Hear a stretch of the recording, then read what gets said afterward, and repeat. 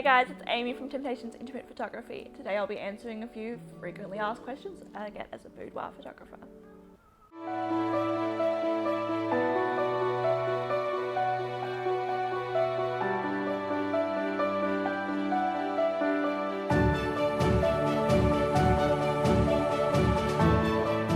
Okay, so question number one, what drew you to boudoir photography?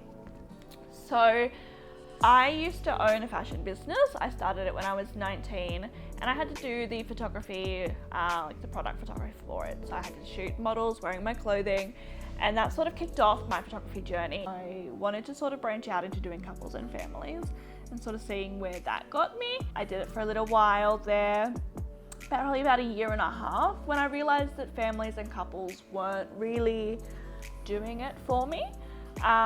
So I branched out into newborn photography because I just love babies, and I thought maybe that is what I was meant to be doing. And I loved it, but I was too scared to handle babies, and I knew that just wasn't going to work for me. When I was doing newborn photography, I met a lot of women who weren't comfortable in their bodies anymore because they just had babies and they weren't loving themselves. And I really wanted to do something that would do that for women around here. So I then come across Michael Sasser on YouTube and watched a lot of his videos, and he inspired me to do boudoir photography. Question number two, what is your favorite part of shooting boudoir? So my favorite part would be when the clients get their photos back.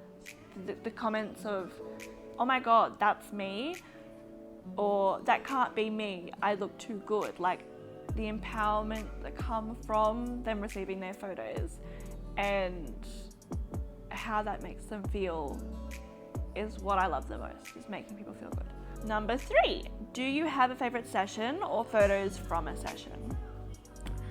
Okay, so this one's a hard one. As I do more shoots, I have more new favorites. As I update the studio, I have more new favorites. So I don't have one favorite session or one favorite shot. I have multiple, so I will add them in here so you can see what I love.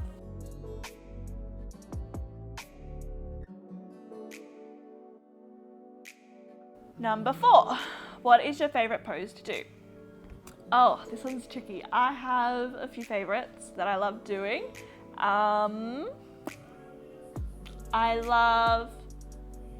I don't do it as often as I used to do, but I love the one where they're laying on the ground and they've got like that back arch and their hands stretched above their head. I will add a photo so you can know what I'm talking about, but I love that one. I love detail shots, so like showing off collarbones or little sparkly details on lingerie outfits. But my favorite things to shoot would be backs and bums. I would definitely say I'm a bum girl. Number five, how do you create a comfortable and empowering atmosphere for your clients during your boudoir session? So from the get-go, it's not just what happens when they walk through the doors, it's from the get-go. So as soon as they book, they get a series of emails that outline things to help them prepare for their sessions. They get a prep guide that goes through everything. I'm available to them for questions whenever they need me to be.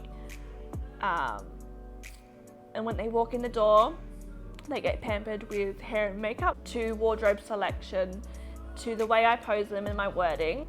I do little things here and there that try to help empower and make my client feel comfortable. What advice would you give to someone considering doing a boudoir session for the first time? If you're doing a boudoir session for the first time, which most of my clients are, I recommend doing your research. Find a photographer that you resonate with, that you like their work, you love their personality. Find someone like that, whether they're local to you or if you have to travel a little bit, find someone that makes you comfortable in that regard. Another thing is to trust them, to trust your photographer. If this is your first time doing a boudoir shoot, you're not going to feel 100% comfortable but you need to be able to trust your photographer in the work that they do and what they offer. How do you maintain a healthy work-life balance? That is a super good question because I do not. I struggle really hard to separate time for myself and my family because I'm a bit of a workaholic. Having a studio space instead of shooting from my home is a big one. I'm able to separate that by going to the studio to do my shoots instead of having clients come to me. So like I would work during the day and then I'd come home and I'd spend time with my family, and then when they go to bed I would be doing more work. So I really do struggle like having 9 to 5 sort of job because I work for myself, and there's a lot of things that I have to do behind the scenes to make things flow well, and being able to get back to my clients promptly, sending out invoices and galleries and all of the emails behind the scenes. It takes up a lot of my time. And if I was to have like a normal 9 to 5 job, I would be able to spend more time with my family and my children. But I wouldn't be happy doing something else. This is what I love. Number 8, what if I'm too scared to have my photos shared on Instagram? So I have 3 options with my clients. You don't have to share your photos publicly if you don't want to. I totally respect your decision. I have 3 options, which is full release, where you're happy for me to share absolutely anything, anywhere. I love those clients. But I also respect you if you go for my anonymous option or my no release option. So anonymous is faceless or unidentifiable images. It's really hard if you have tattoos like this. Obviously they're quite identifiable, so don't really choose anonymous if that makes you uncomfortable. But I've also got a no release option. So if you do not want me to share your images on my Facebook, on my Instagram, or on my website, or anywhere, if you don't want me to share the images, the only person who's going to see them will be you and whoever you share them with.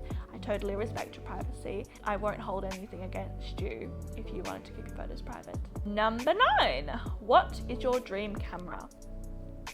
So I am not a techie person. I have no idea about all of the different cameras and bodies and lenses or anything like that. I started with a Canon 1300D and it did the job for quite some time until I realized that I wanted to do more low light, moody sort of images. And that became a problem with that camera. It didn't handle high ISO very well.